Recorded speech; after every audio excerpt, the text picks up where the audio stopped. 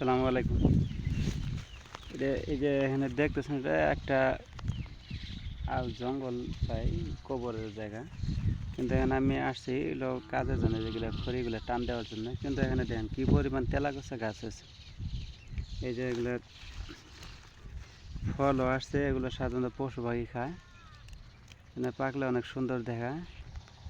এই তেলাগাছা পাতার আপনার অনেক উপকারিতা আছে, যেটা হলো আপনার জন্ডিস, হাঁপানি এবং কোষ্ঠকাঠিন্য এগুলো হইলে যেগুলো পাতা বাইটা খাইলে, অথবা এই যেগুলোর শাক অনেকে ভাজি করে এবং ভর্তা করে খায়। এগুলো খাইলে আপনার কিছু হলেও রোগ নিরাময় হয়, কিন্তু আমি ডাক্তার না, তো ডাক্তারদের পরামর্শ নিয়ে খাওয়াটাই ভালো।